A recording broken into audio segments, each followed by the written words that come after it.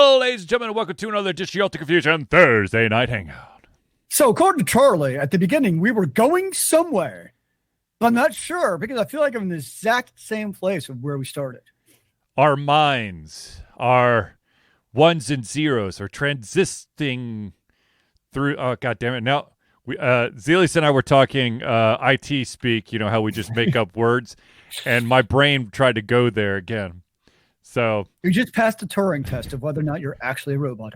Congratulations. Yes. Haha. Anyways, ladies and gentlemen, this is I am your host, Charlie, and I'm joined once again by the prolific counter himself, Zealeus. It is good to see you on the post-holiday depression, happiness, exuberation, sadness. New Year. Yay, Happy New Year. Yeah, I guess. I don't know. I mean, it was a great New Year for me. I don't know about you guys. I'm pretty sure you suffered about 7 or 9 heart attacks. This is very true. Like, actually, my heart it definitely just stopped working at one point because I thought it was all over. Yeah. Yeah.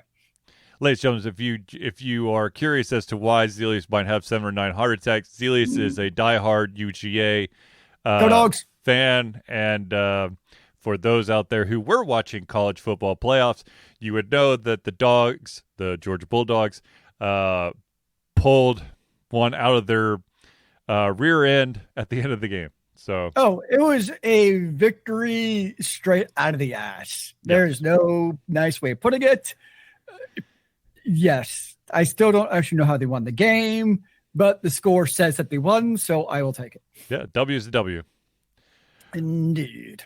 Ladies and gentlemen, this, of course, is the Thursday Hangout. It's a live show where we try our best to cover the topics most important to you during the show.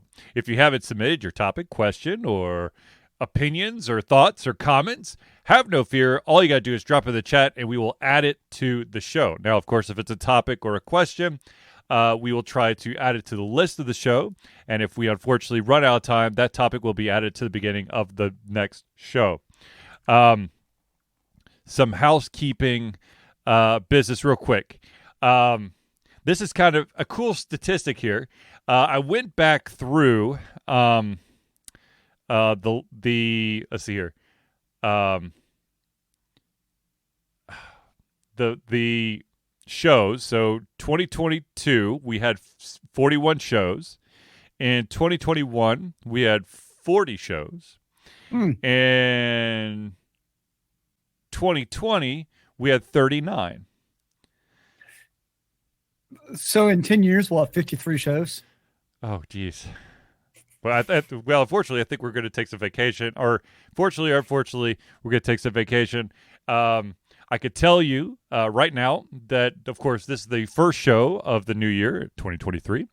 And the next show will not be next week, but the following week because of a convention that if you are near the Chattanooga area, you should be attending, and that, of course, is ChattaCon. ChattaCon! I'll be getting up there. The ChattaCon runs Friday to Sunday. I personally will be getting up there Thursday, just so I'm got all my stuff up there, and I'm ready to go. I did get a last-minute replacement for Zealeus. It's actually one of my cousins. Is willing to step in and help me with the equipment. If you remember, I had previously stated that we're not going to have a table this year. And I'm still kind of messing around with it, but we might, we may or may not have a table at conventions going forward because that will allow me a little bit more mobility to do interviews and whatnot. But that's kind of still up in the air. I am hosting one panel, which of course is video games changing for the good? ? I believe the official schedule isn't out, but I believe it's going to be one of the Sundays. It's going to be one of the Sunday panels. But I will also be moderating. They've asked me to moderate one other panel that's based around video games, so should be well within my wheelhouse. And I saw that Corey of Vitamin Key Podcast is also a panelist. Well, Spooky Dudes. Is that what it is? Spooky Dudes? He's doing Spooky Dudes there. Cool. Yep. Look at that. It's funny. It says host creator of Vitamin Key podcast, and then Spooky Dude. Yep. So it's like, yeah, I believe it's the Spooky Dude's part or portion of That's cool. Yep. But anyways, so ChattaCon 2023 starts next Friday, which is I'll see here. Let me cheat real quick here. Starts the 13th and goes through the 15th. So if you're going to ChattaCon, come find me. I will be probably wearing this hat at multiple points in the thing, and also I will be lugging a bunch of recording equipment around, so it probably won't be very hard to find me. Oh, and apparently I might have a time slot to do autographs. Nope, you can't do autographs. Why not, Zealeus? Because you have to do brain doodles. Oh, no. I will be doing brain doodles, and I will be autographing said brain doodles.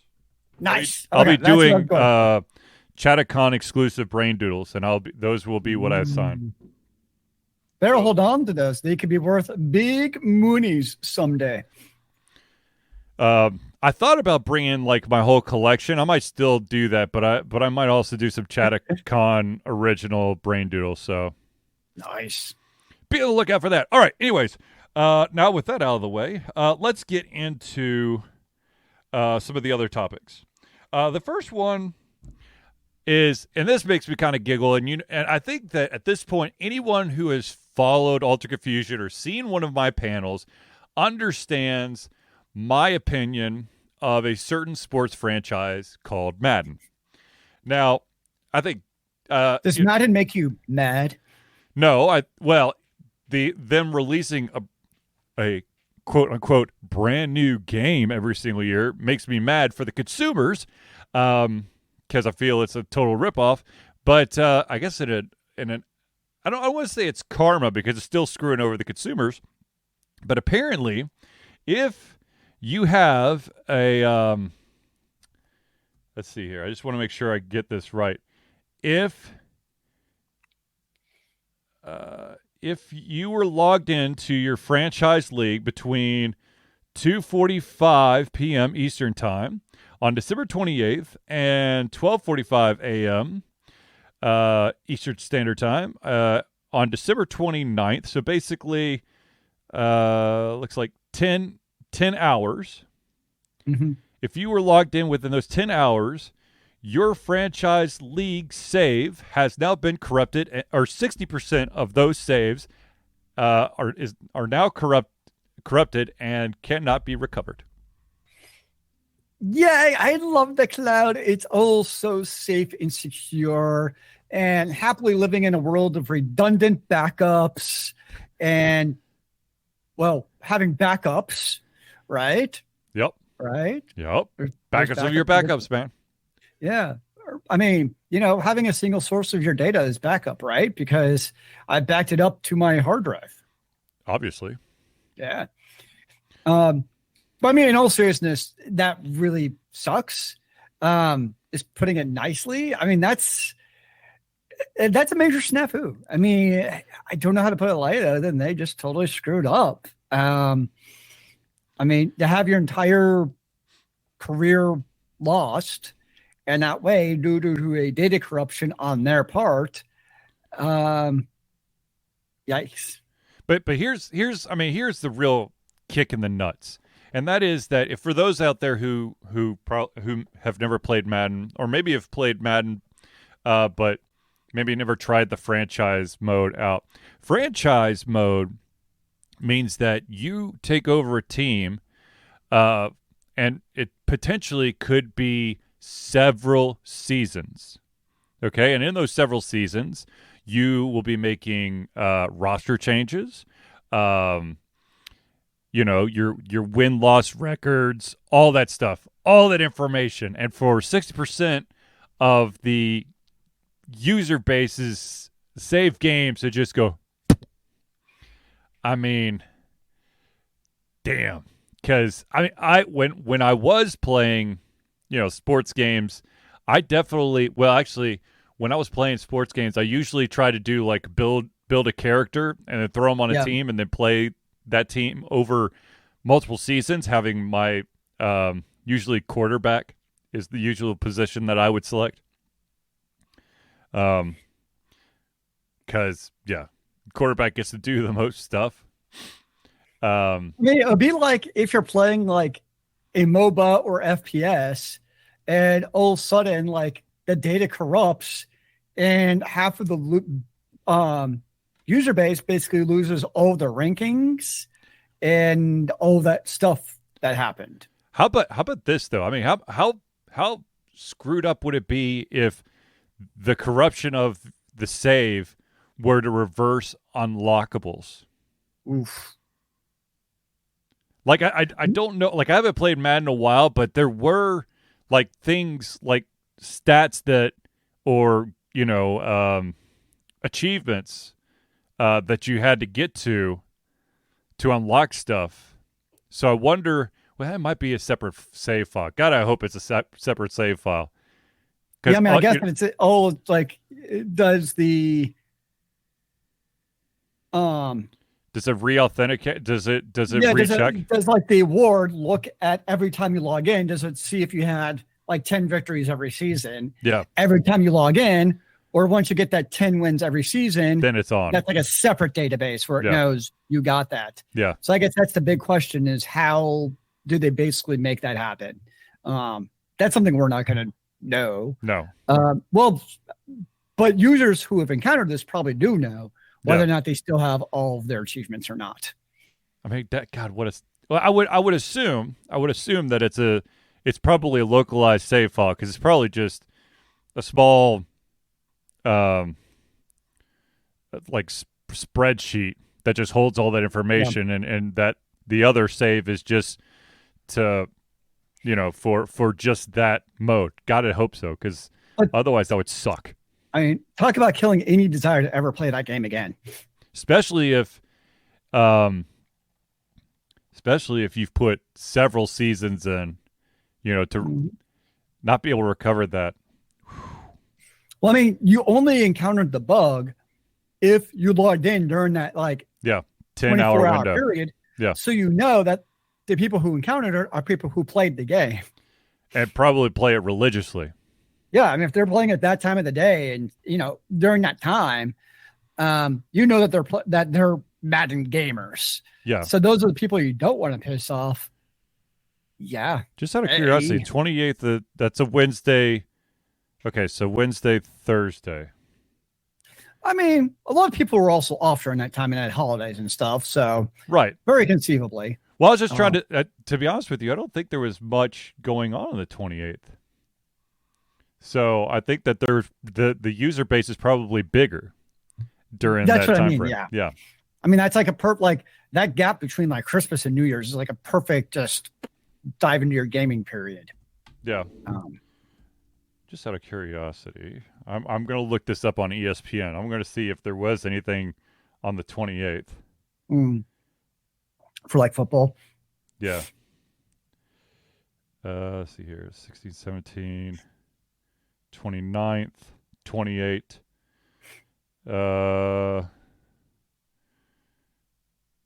Oh, God. The 28th was that 3 overtime bowl game. And then there was also the Oregon-North Carolina game, which was decided by 1 point. So there were some exciting games, but unless you were one of the fans of those teams, you probably weren't watching. Of course, the other part that sucks is from a consumer perspective, there's basically little repercussion for EA's actions in this case, or inaction, I guess you could say. Yeah. And as a consumer, you're shafted. Yep. In this situation, yeah. I mean, there's no good that comes of it if you're a gamer who encountered that situation. Yeah. Yeah. Well, hopefully, but I mean, the at the end of the day, I don't think, even if this pisses off a lot of gamers and makes them cry on the inside, it's not going to stop them from, if they are yearly Madden purchasers, I don't think it's going to stop them from purchasing the next Madden. So, because, they want to keep playing their football. Well, I guess the question is, Okay, so if you have Madden 2022 and you get Madden 23, does like your stuff carry over from Madden 22 to 23? Like if you had like your career mode, does that carry over from game to game? In the past, when I was playing it, and that was like the early 2000s, it did not. It was two separate things. Mm-hmm. I don't know if that's changed. I would assume that it has not, but I don't know for sure. Come on, man. Man up and play Madden. No, thank you. Fair enough. I rather waste my money on an unknown title that sounds exciting than play a game that I know is just regurgitated crap. Anyway, I mean, yeah, I have nothing appropriate to say to that. So, okay. The next story that I want to talk about, it's actually really interesting. As we know, we are now in the age of AI-generated stuff. For better or for worse, we now have AI software that's out there that is, I guess, helping or hurting individuals big time. Now, this is actually a very interesting thing. Apparently, unfortunately, Zealeus and I have been out of college for a bit, but apparently there is some AI programs that will help you write term papers. Oh, yeah. A college student, I'm trying to remember, let's see if I could find out which, oh, crap, I just closed the damn page. You need some AI to help you find it, man. Hold on, I think I could pull it up real quick. I want to see here. I had the damn thing open too. That's gonna piss me off. There it is. Let's see if they named where the guy goes to college. Oh, of course. It's a computer science student at Princeton. Nice. Has created a program that can quickly and efficiently detect whether an essay is created with AI or if it was actually written by a human. So it's like, who watches the watcher? Yeah, exactly. So then you have to create a smart enough AI to not be recognized by his AI, and then you're going to create an AI to detect that AI to detect the other AI. It's like a never-ending loop of to find the cheater. Yes. Yeah, exactly. But I mean, okay. The older student in me goes, fuck yeah, that's right. Don't take the easy way out. But at the same time, to be totally honest with you, I did take some easy ways out when I was in school. So I can't, kettle black. I mean, also rightly or wrongly, though, like when I taught, I knew in my mind that the students could cheat. Yeah. Like it was clear. So I would try to design projects in-class work in such a ways where cheating wouldn't really help them. Like they could try, but they're so specific to that that it wouldn't really be of any use. And like I'd ask very specific things, like particularly in-class exams where like they couldn't really Google the answer. Now, this AI that you're referring to, the ChatGPT, whatever it is, I'm having my like an acronym. ChatGPT. Yeah, there we go. ChatGPT is supposed to be smart enough to actually get around basically what I was trying to do. Yeah. Like force them to know the information. Right. So, that it's the, I mean, it was a constant thing when I was doing that was how to deal with the fact that students do cheat.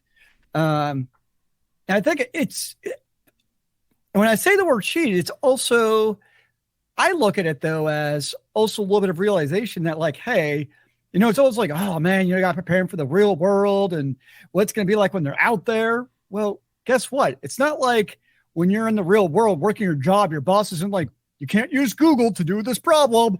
No, like they want to use every resource available. So there's also a little bit of like, yeah, you want your, we're employees. We use the resource available to us. So at the same time, I also want the students to figure out how to use those resources to problem solve and do it. So I guess that's where I try to kind of formulate the questions is, okay, I know they're going to go research it, but how do I still verify that they're not just copying and pasting off of a website, basically? Right. That they actually understand what was going on to Google those questions. That's fine, but they had to kind of understand what they're doing in the first place. And it's not always easy, to be fair, but that is the reality of being an education in today's world. And I think it's something we just have to be like, it's also not hiding your, head under the sand and acting like it doesn't exist. It does exist, and you have to acclimate to that. Right. No, I mean, like, I was, I wrote a ton of papers when I was in school. And to be honest with you, when you get into the real world, you're not going to have an employee. I hope you do not have an employee who goes, by the way, I need a 20-page dissertation on the evolution of the modem. No one's going to ask you that. Unless they're psychotic. I've already heard you. I want to make sure you understand the technology from 20 years ago of how we got to where we are today, sir. Yeah, no, yeah. So, but I mean, it's. I mean, like, once again, as AI evolves, you're going to get more sophisticated stuff, and I just think it hell, if this thing can evolve, and it's just cool to me. I mean. So good for this guy. Edward Tane from Princeton. I'm probably pronouncing his last name wrong, and I apologize. I'm curious on how he's deciding, or what basically algorithm is going on behind the scenes to help try to figure out if the student was cheating or not. Is really kind of fascinating to me. Is what I'd be curious to kind of see. How about if he just literally it's just a compare and contrast from utilizing an AI program a couple times on the same topic and then seeing similarities? That's honestly what I assume it is. Yeah. That's what I was thinking of, because that's because we use plagiarism software, and that's exactly what it does. Yep. Is it goes and finds 20 papers about the history of Anne Frank, and then compares that to what a student hands in on their biography. And that would be my guess. He has some kind of heuristic algorithm to determine, based off of what he input, the answers it gave. Mm-hmm. Does he have the same answers again for the same question? Would be my guess. Which tricky, we did mess a little bit with the AI, and you can also get granular and be like, okay, write me a history paper of MLK. Okay, now write me a history paper of MLK from a 6th grader level. Right. Okay, now write it for me from a 12th grade level. So it can get pretty precise, and even narrowing it down in that regard. Right. Right. Absolutely. Yeah. It's pretty neat stuff. I mean, it's the future. So, speaking of AI, now of course, you have the term papers, but you also have this ever evolving issue, controversy, problem. There are programs out there, such as Stable Diffusion, and let me make sure I get the other one. I knew I had Stable Diffusion and really Stable Diffusion and Unstable Diffusion. Jesus Christ. Wow, really original there, guys. Which basically you put in a famous actor or some sort of subject, and what this AI program will do is it basically scrapes the internet for every reference of a specific topic, and it does a compilation of it, and then it basically does an art AI algorithm and creates their version of that art. Now, the AI does not discern a difference between copyrighted and not copyrighted stuff, and there are a lot of artists out there who, their entire livelihood is making this art, and a lot of this AI created stuff, one is sampling their stuff, and also two, as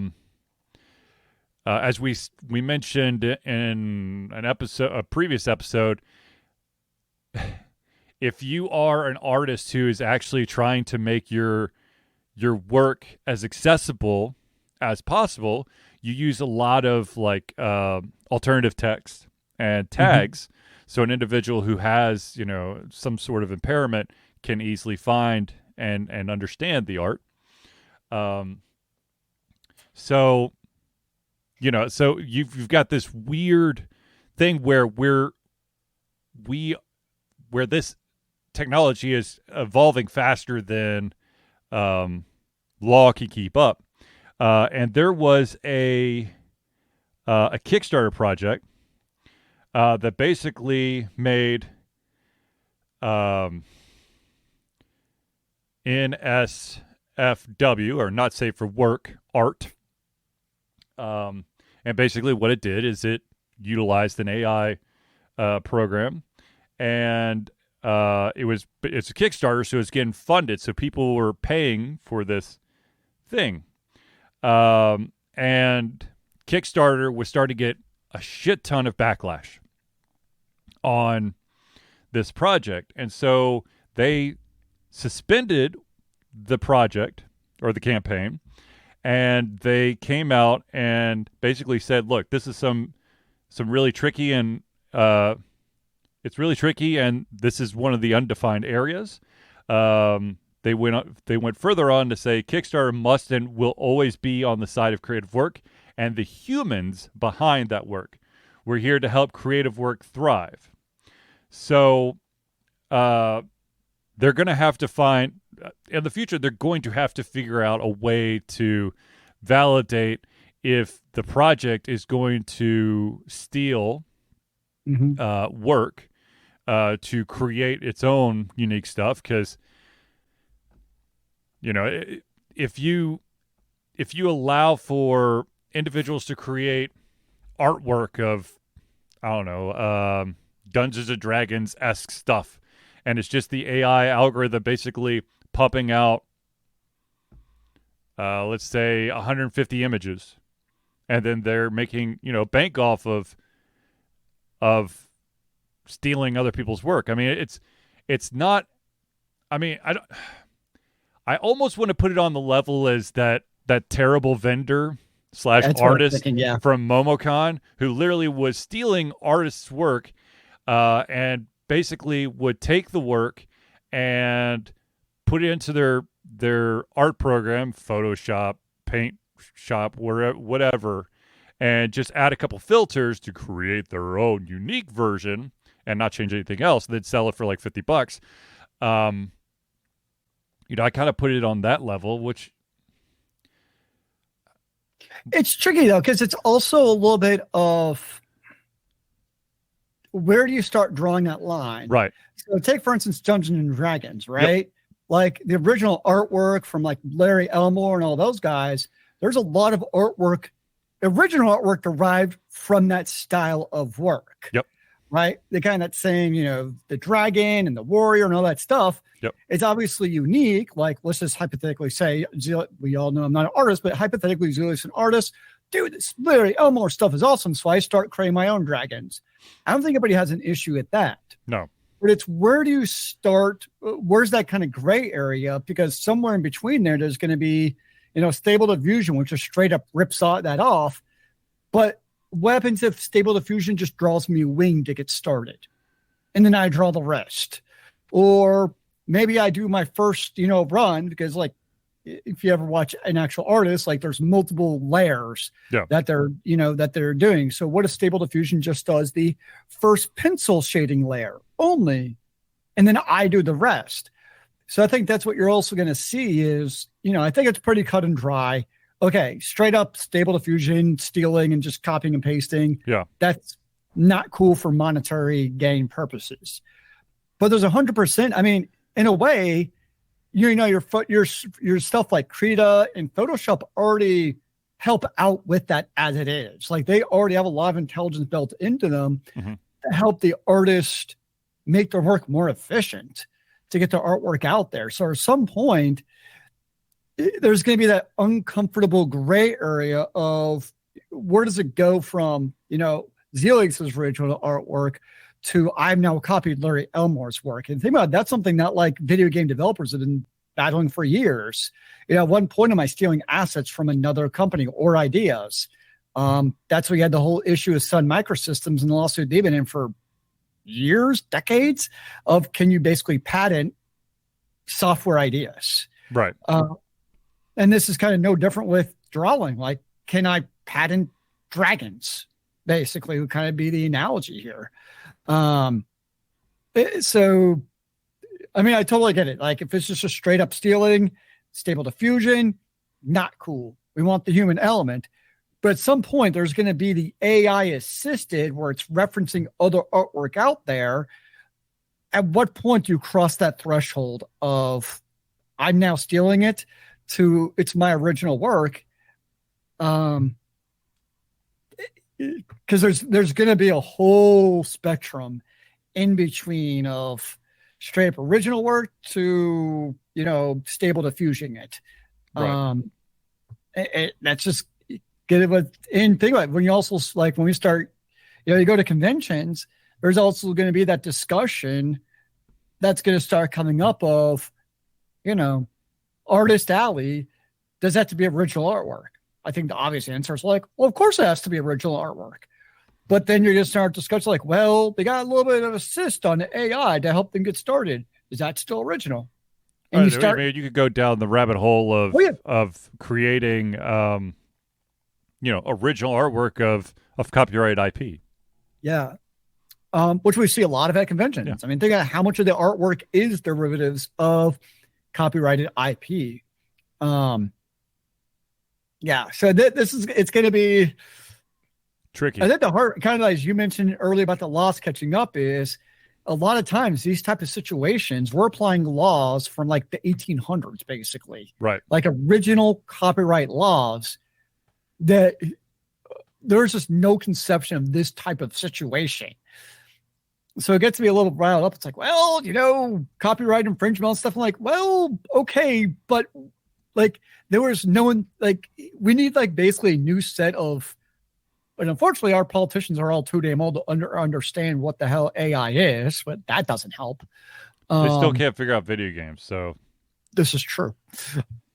And so that's what makes it tough. Like, yeah. It all moves so freaking rapidly that we're basing laws that are hundreds, 200 years old, or even like, think of the most modern like laws, like you probably like the DMCA Act from like the early 2000s, and how rapidly since then everything has changed. Yep. So even like the more recent laws that have tried to keep up with the times are now so far behind what's happened over the last. And this is only going to expedite that process of the brave new frontier of, what is copyright infringement, basically. Right. Right. Yeah. Even like, I mean, you think of that like I was playing a video game, Northrend, where it's a mix up between RTSs and city builders. Mm-hmm. And you go back to the idea of what is stealing another game's, what is basically stealing another game. Mm-hmm. You get games that are so close in mashup to other games.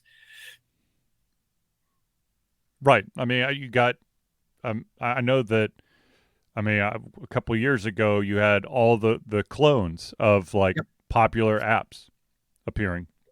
Yeah. That would change a word around or misspell it or whatever. My new favorite example is instead of Hello Kitty, Greetings Feline, which is just great. I mean, like Angry Birds, and then you get like disgruntled pigeons or something. But yeah, we'll see. I mean, it's really, it's a brave new frontier, and it's going to be honest, to be deadly honest with you, it's going to take a major corporation filing a lawsuit, which will then go to court. What's up, Nakamoto? Which will, go to court saying that this AI algorithm is utilizing, is basically scraping our site for our copyrighted material, and then as many major corporations do. They will basically drain whoever created the art dry of money. They'll win it, and they will then utilize that lawsuit as precedent for all the other lawsuits. And then you will see a bunch of maybe smaller artists jumping into the fray, because now there is an example case of even though it's a big corporation and they have shit tons of money to basically what's the tactic? Precedent. Yeah, but but what big corporations do to smaller businesses or individuals is they file for an extension to get more facts to basically strengthen their case. What they're really doing is the longer the trial goes, the more that the smaller individual has to pay for representation and stuff until they can't pay no more. Yep.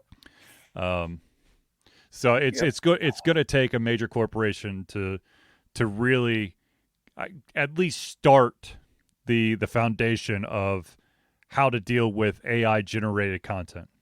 My vote is Disney. That would not surprise me. Either Disney or Nintendo. Those are the two that come to my mind immediately. If someone, but the thing is, Disney's probably more likely because Disney has got their hands in so many additional cookie jars. Where, I mean, they've got movies, they've got video games, they've got books, they've got TV shows. They have a much larger footprint and different versions of content that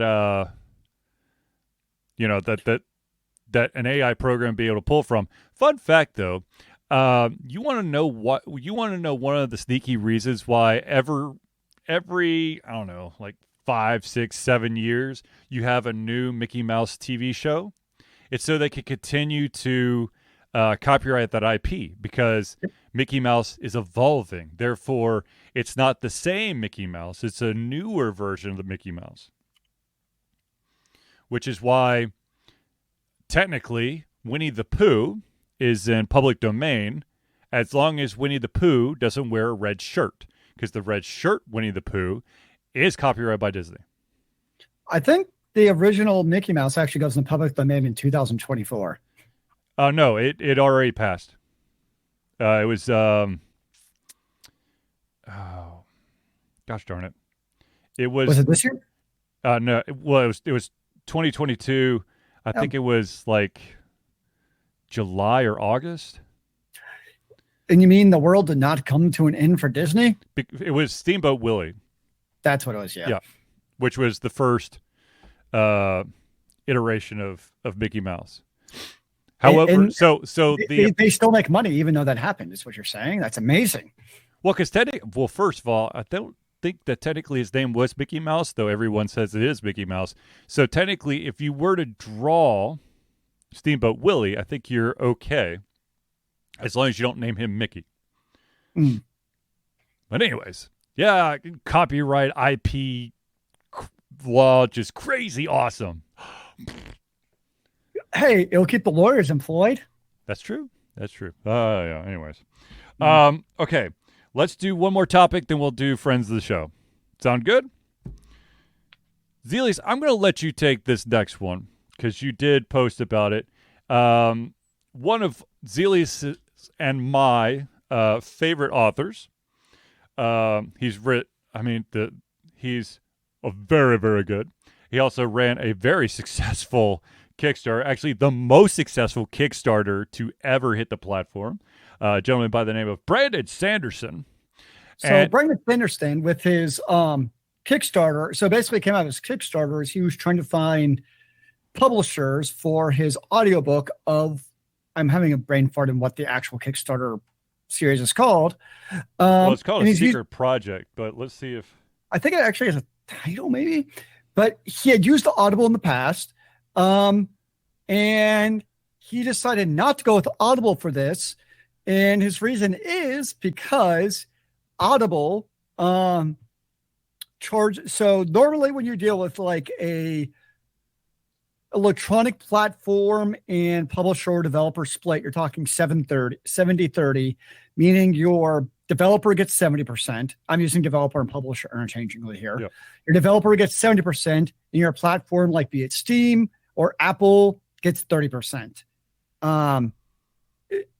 Plus or minus a few percent, but it's somewhere in that range. Usually is what you're, maybe 20-80, but it's usually somewhere in that range is what you're looking at. And I did not know this, but with Audible, so that is the audiobook that Amazon owns, of course, along with all their Kindles. And of course, that's what you always see in the Amazon store when you buy books, is they charge 60%, meaning Audible, Amazon keeps 60% of all of the profits. Now, that is only, this is a very big caveat, that is only if you're an exclusive artist of Audible. And if you are a non-exclusive, meaning you're, say, on Libby, which is for libraries, now your cut goes down to 25%, and Amazon gets 75%, which to me is absolutely insane. I had no idea it was such a crazy split. So Brandon Sanderson was like, "Well, this is crazy." Has decided to issue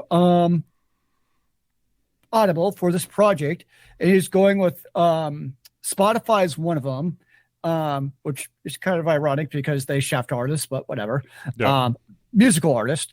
Now he makes very clear that he's in a position that he is financially able to do this, based off Kickstarter and his other phenomenally popular series. Like, he's not like, indie artists, you guys should do this too, because this is a morally bankrupt, or he's not like on a high horse or anything. It was a very well articulated, go figure, letter, basically be like, hey, I'm in a position where I can kind of stand up and willingly take a hit to my bottom line by not using Audible and hoping that we can make some changes in the marketplace. Because really, Audible is the player in the game. Because if you don't go with Audible, you're losing sales. There's just no other two ways about it. So that's kind of crazy to me that it's a 40 or 25% take is all you get. And you think, I mean, people like to crap on Apple, rightly or wrongly, for getting 70%, or Steam getting 70%, or sorry, 30%. They get 30%. Whereas Amazon gets a lot of that. So, yeah. I'm trying to quickly look up Spotify to see if I could find it, but it would appear that there's a lot of different requirements for Spotify for you to get the percentage. But Zealeus is right. Back in the day, where brick and mortar stores ruled the world, basically what the price breakdown for most games is going to be, let's say our favorite store, GameStop. I say that sarcastically, but anyways, GameStop would take 20% of the sale profit, which would then give 80% to the publisher. And depending on the publisher's contract with the developer, the publisher would either take anywhere from 60 to 80% of the whatever's left of that 80%, which then the developer would get 40% or 20 to 40% of the 80% of the profit. So it gets really, really small. And of course, this is one of the reasons why digital is a much better marketplace for developers, because now you're taking the ability of the brick and mortar store from taking some of that profit. Now you're only dealing with basically the profit share of your platform, be it Steam or GOG or Epic or the Xbox Live Arcade or the PSN, PlayStation Network, or the Switch store, or it's not called the Switch store, is it? eShop, isn't it? eShop, yeah, eShop. And the other thing is, this is really where GameStop made all of its money, is that there's no such thing as used game sales, which that was the dirty secret. It was a great secret. It was a great secret, and I wish that I had come up with that blasted plan because I would be rich as fuck right now.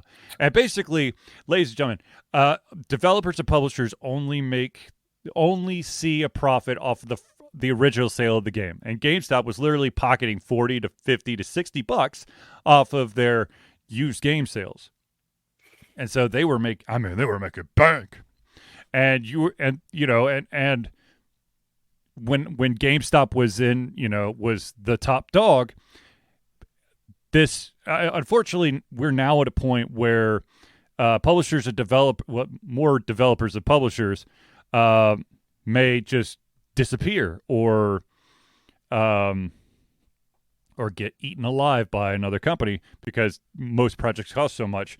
But back when GameStop was the king, you would see some like really good games out there that one would not get a sequel, or two, the developers would go out of business simply because even though this game was being played by tons of people, 90% of them were playing the used copy version of the game, and so the developer had to close its door because it was only making 10% of the amount of games being played. We do make a point because Sinister even pointed out that the split that the author gets now is less than when it was brick and mortar. Yeah. Via the Audible deal. So it's like, because it should be more because you don't have the storefront cost and like all the extra infrastructure costs in the brick and mortar you no longer have. And yet somehow the split has got worse in the process for books. Well, I mean, the fact of the matter is, I mean, if you look at since Bezos stepped away from Amazon, leading Amazon's basically been bleeding money. And so they've cut like a ton of employees and they're going to try to make as much money as possible. So I'm not really surprised that Amazon is taking huge chunks from the content creators. But the thing that scares me about the sheer percentage of money that they're taking from each Audible sale is the fact of there are what do you call them? Oh my gosh, I'm blanking. Basically, ensemble casts, and each of those individuals who are lending their voice get a cut of the profit of that ebook is, right? Or the Audible. So you get these big names to voice it, and then you basically have to split the 30% or 30 or 40% of that sale amongst like 8 people. And that gets, then you're getting like itty bitty amounts of money. And sure, it's probably a very popular book. I hope it's a very popular book so they could actually make something. But still, that's a lot of ways to split a small percentage. Right. And I'm sure that I know that I think that the voice actors have now unionized, I think, because of, really piss poor pay right. I wonder if voice acting and lending your voice to an audiobook is the same thing. Like what I'm talking about with voice acting, I know Zealeus does, but just for the audience, when I'm talking about voice acting, I'm talking about lending your voice to like a cartoon or a movie or a video game, an animation project or a video game or something like that. That'd be very interesting. I'd have to actually look up that a little bit further. I'm curious now too. All right, ladies and gentlemen, I do want to pause real quick to thank the individuals who helped Alter Confusion by being amazing fans who support us in many different ways, either through Patreon and other means. So let's start off with our first one, and that, of course, is the Indie Cluster. The Indie Cluster is an organization of independent game developers that want to gain exposure by being involved in the community. They collectively journey to popular conferences as a traveling booth to help gain attention for their games. They make partnerships in local communities to bring games to the mainstream mindset. They highlight local, unusual, and rare concepts to challenge the paradigm of the common. They also host events to teach kids and minority groups about game development to hopefully one day enter the industry themselves. For more information, go to indiecluster.com. Indie Cluster. Now, the next shout out we got to give out is an individual who's always crazy busy when he attends conventions because he's that talented. Ladies and gentlemen, Noodle Boy Media, founded in 2015 by Andrew Tran. Noodle Boy Media, previously Whack Kid 47 Media, is your choice for professional photo shoots and panel recordings at conventions. They pride themselves in providing a high level of professionalism, top-notch experiences, and quality services. If you want more information and to view their full list of services, check out facebook.com/noodleboymedia today. Noodle Boy. The next shout out we got to give is to an individual who, if you're in the greater Atlanta area, you definitely have to check out, especially if you're a gamer, because he can help you with some of those aches and pains of long gaming sessions. Ladies and gentlemen, Hero Chiropractic. Hero Chiropractic is a unique healthcare practice set up by Ryan Moore, the company's focus to elevate a patient's experience of freedom, creative expression, and joy. They believe that everyone can be a hero and has incredible heroic potential inside themselves waiting to be unleashed. Hero Chiropractic focuses on mobile chiropractic care in the greater Atlanta area. They are committed to healing clients by creating a plan of action uniquely suited for each person. They make that plan of action as convenient and affordable as possible, and most importantly, suited to your individual needs. For more information, go to herochiropractic.com. Chiropract yourself today. Now, the next shout out we got to give is to the maestro himself, ladies and gentlemen, CrossPad Creative. Need a new logo or want to work on a full branding and content strategy? Or maybe you need music or audio for your content, just like Alter Confusion. CrossPad Creative offers a whole host of solutions for individuals and small businesses. Just email Josh at crosspadcreative@gmail.com and see what he can do for you. CrossPath Media for you. And the last shout out we got to give is, of course, to our longest running patron, and that is Agile Axiom. By day, Axe leads both a development team and system administration team working with satellites at NASA's Goddard campus. But while not in meetings and many times during, he is the Agile evangelist, Agile Axe, championing the philosophy of Agile and trying to make the world a better place for software developers, testers, system admins, and software projects the world over.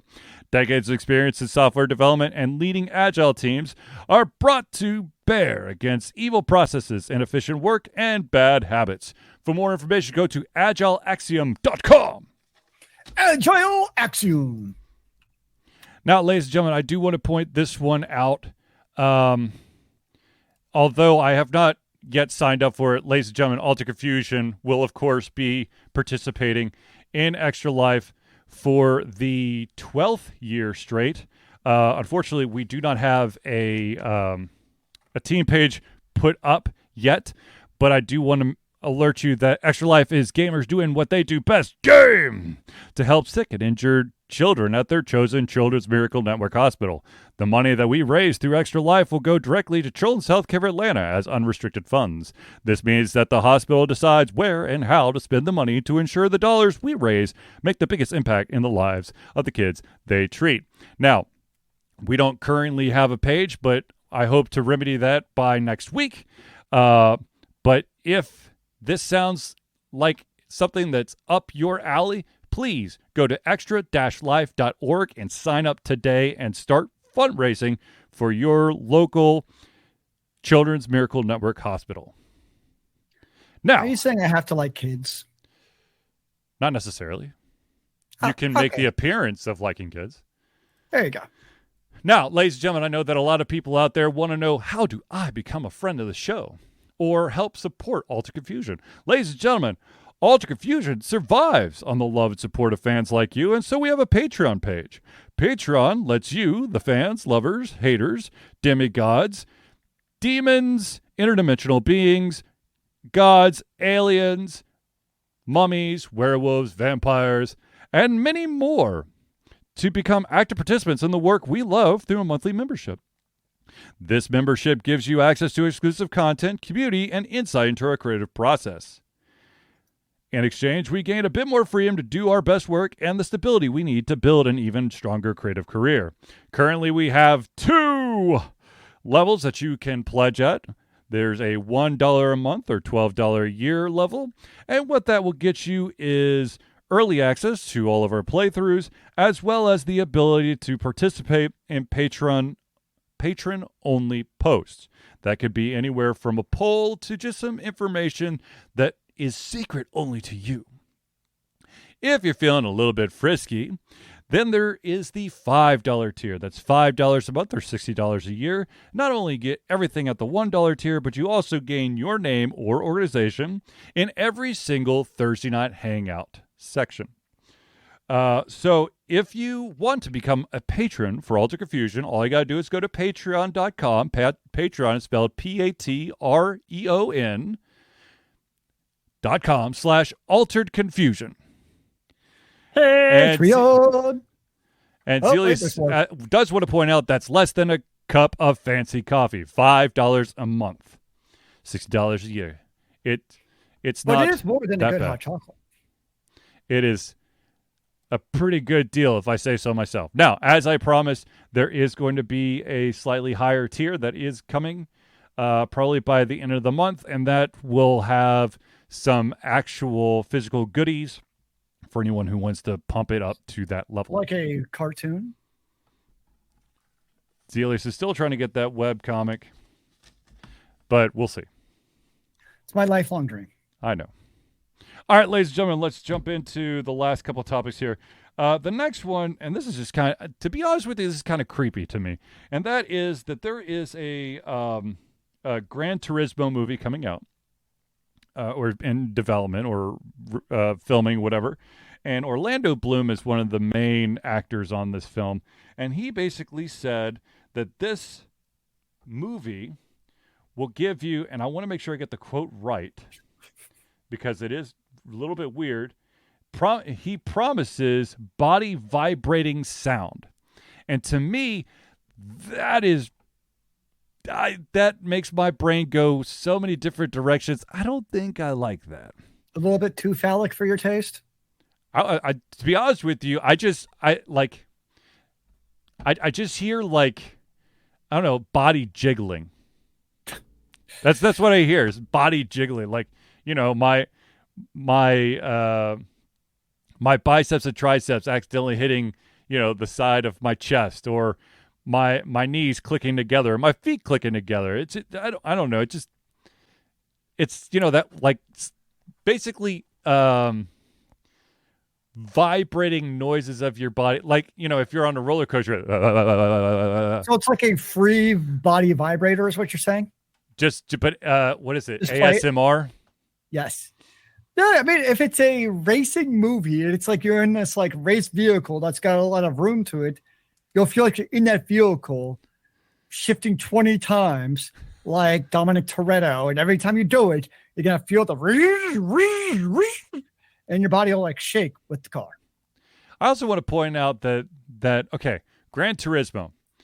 I had the first Gran Turismo for the original PlayStation, and I'll fully admit that I turned it in because I couldn't pass one of the early tests. I was like, F this. But it is basically a racing car game. That's literally it. You race cars, you gain money from the races that you compete in, and then it allows you to unlock new cars, and you can soup them up, whatever. So it's Fast and the Furious?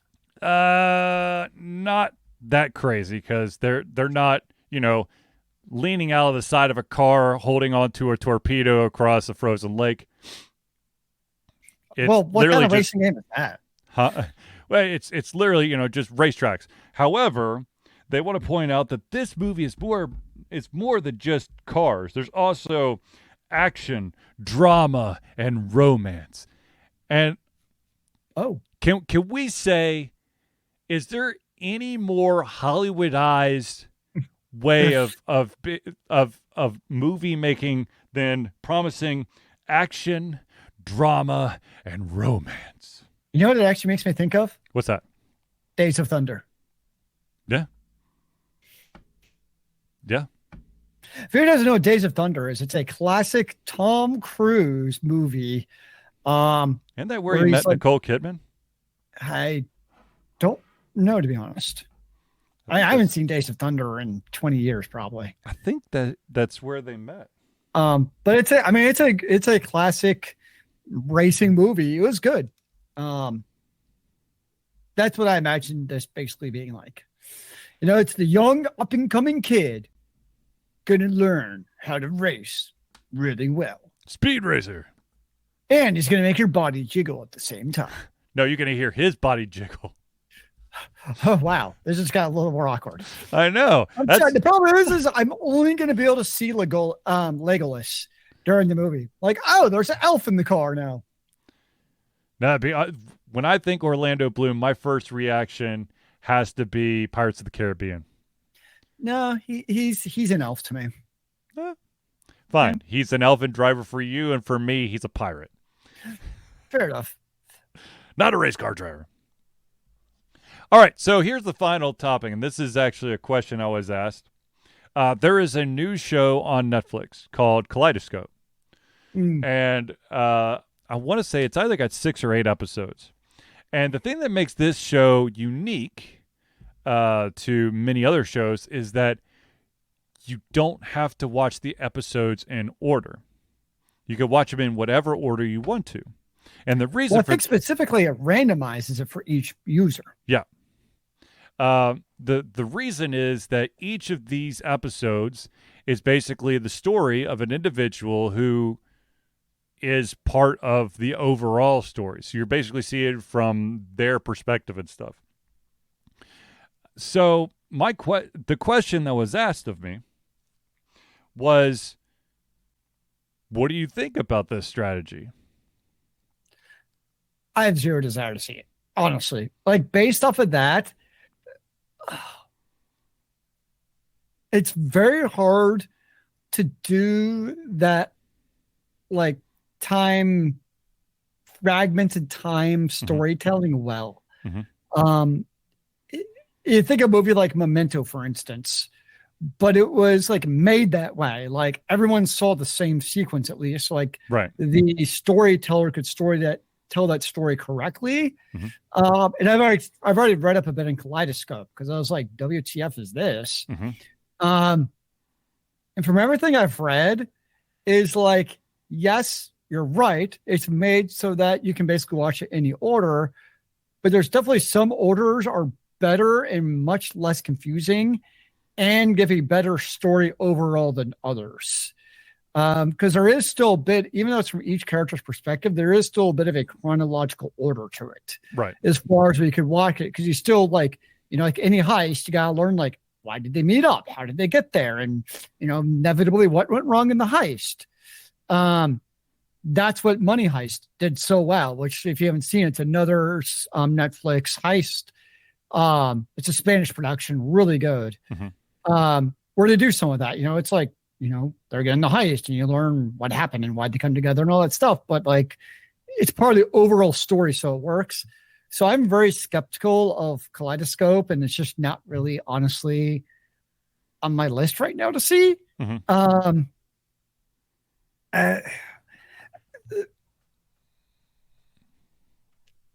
Yeah.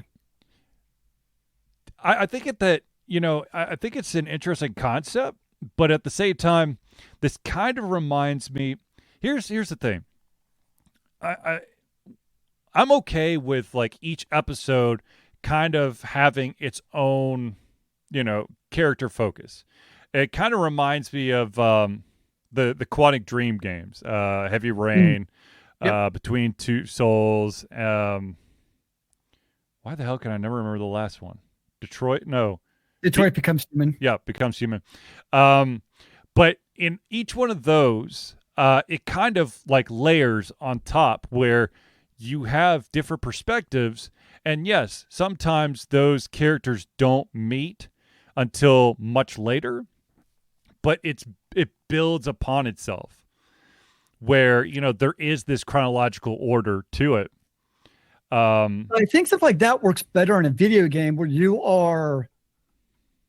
you're more immersed in that, like you are that storyline. Right.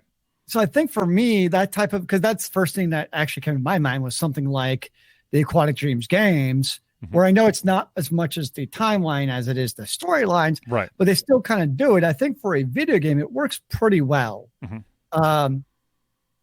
Because like you get that different buy-in when you are that character and kind of controlling them, and you're much more invested in those characters and just what's happening. But from a show perspective, I'm just a little bit skeptical, and I'm like,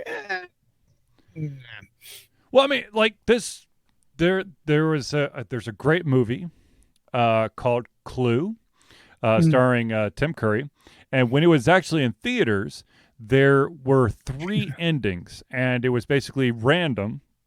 Each theater would have a different ending. Huh.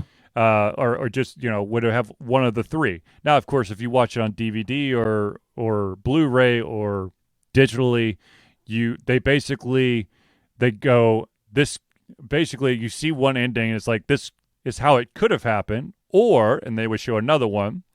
And then finally they're like, and this is probably what really happened. And then they would show the third one.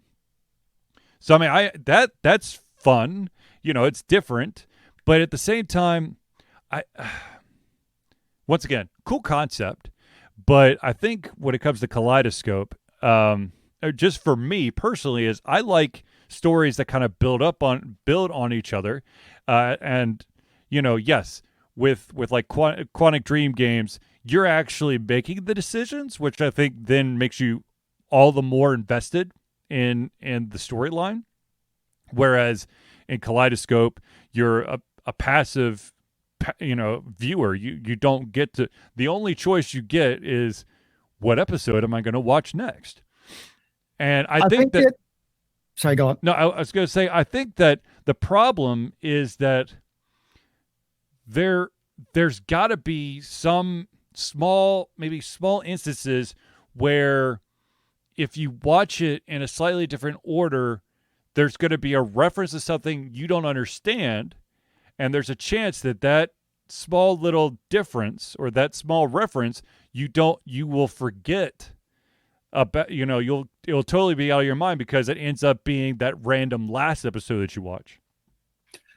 I think the other part that doesn't help is from the Netflix description, at least when I was reading it, I didn't know that they're randomized.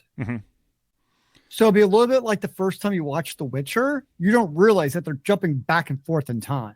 Yeah. Once I realized that, I was like, oh, okay, now I have to figure out where we're in the timeline. And then it at least started to make sense. Which I don't think was intentional in that case, honestly. I just think that was an oversight. Yep. So in this case, in Kaleidoscope, it would make, to me, much more logical sense if Netflix was just straightforward. Almost like, hey, we're randomizing for every user. If you don't want to randomize it, here's the recommended method of watching it. I think to most people, be like, okay, that makes sense at least. Right. But I think putting it out there randomized without letting the audience know is, I don't think that's what the audience wants. That's what it comes down to. Yeah. Is audience, like, I think we know, like, audiences love like the spy heist, like those type of shows people love. Like, there's no doubt. Yeah. But you want to know what you're getting yourself into, right? Like when you watch, like you just had the Jack Ryan season 2 or season 3 on Amazon Prime. Yep. And it's a whodunit, you don't know what's going on, but you know what you're getting into. You know you're getting into a Tom Clancy thing. You got Money Heist, which is really popular. You know at least in your mind kind of what you know how to set your expectations. But I feel like something like Kaleidoscope is just going to frustrate users because they don't know what they're really getting into. And it's just going to be like, what the hell am I watching? More than this is an interesting concept. Yeah, here's an interesting idea that just came to me. I think that it would be interesting, or I think it might, in my opinion, be better if you had everyone starts on the same episode and ends on the same episode. And then there's randomized middle episodes that kind of go further detail of each individual and how they got there. That would make more sense because you could do like the intro stuff. Yep. How it went bad was probably the very end, but everything in between that I could see the logic of that. I just have a hard time with the total randomization. So I saw that. I'm like, Because what you could do is the first episode could be everyone's together, and then by the end of the episode it's like things go bad, and they're like they phrase the question, how did we get to this point? And then you get like the origin story of each character and how they ended up being part of the team by the end of the episode. And then the last episode basically starts at how did we end up here, and then goes forward from there to give you that resolution. I could see that. There's my idea. Now pay me millions of dollars, please, because I could use it. Maybe you too could write Netflix's Witcher season 3 and 4. From my understanding, Liam Hemsworth apparently looks really good. Still not a huge fan of the fact that he's going to be Geralt, but apparently he's looking pretty Witcher-esque. Speaking of which, I don't know, I think the sale is over, but Steam got me bad right at the new year. Oh, no. And with heavy discounts, I got The Witcher 3 for like $10. Nice. Because they had like a lot of games for 70 and 80% off. I'm like, oh, well, looks like Charlie's making some purchases. I purchased, the only one I got on a discount was Code Vein. That's the only one I went on. I played Northgard a lot. I just actually beat it before the show. Nice. It's a mashup between a city builder and like a traditional RTS like World of Warcraft. I think it's well done. I rather enjoyed it. I would definitely recommend it. Oh crap, I bought 6 games. What's that? I said I bought 6 games. Nice. Well, I did re-up my Sony. So I'm not playing Final Fantasy 14 anymore. I've kind of given that up basically to 7.0 comes out. Mm-hmm. So because of that, I re-up my PS Plus subscription. So that will be taking up my games. Like for instance, I just downloaded God of War because that is on the PS Plus. Right. So that's what I will be playing are my PS Plus games now. Gotcha. Yeah, for those interested, I got The Witcher 3. Well, there goes your next month of gaming. After Party, Conway Disappearance at Dahlia View, Kenna Bridge of Spirits, Orcs Must Die 3, and Where in the World is Carmen Sandiego? Oh, shit. Are you going to just have your kids play that? My son Brody and I are currently we solved our first case and now we're moving on to the second one. Do they still have the great song "Where in the World Is"? That was a TV show. No, they don't. Unfortunately, although I did actually get on the Switch is because I heard so many great things about it was Cult of Lamb. Yes. I only played it last night for like a half hour, but so far it's fun. Sweet. Yeah, I've been so tempted to get that game, but I can't decide if I want it on the Switch or the PC. So that was my problem. I was like, you know what? I'm getting in the Switch because it can be like I'm going to bed game. Yeah. Is why I kind of decided. I'm like, okay. I can see that. All right, ladies and gentlemen, I think we thankfully have covered all the topics this evening, and we're basically out of time. I do want to remind everyone that there will not be a show next week. I will be in the city of Chattanooga in the state of Tennessee for ChattaCon, which, of course, if you want information about ChattaCon, all you got to do is go to ChattaCon, that's ChattaCon.org, and you can find out all the information. Like I said, I think that my panel, Video Games Changing for the Good, ? Is going to be on Sunday. I don't remember what the time is. I will be moderating, and apparently there will be an autograph session, a 30-minute time slot autograph session. So if you want to come by, pick up an exclusive brain doodle, just swing by and find me. Nice. So, ladies and gentlemen, without further ado, I want to thank everyone for tuning in to the Ultra Confusion Thursday Night Hangout. For myself, Charlie, and Zealeus, it's been a pleasure giving our heads, our mouths, and of course, our hearts. We'll be back in 2 weeks for another Ultra Confusion Thursday Night Hangout. Remember, kids, keep on gaming in the free world. Amen to that, brother.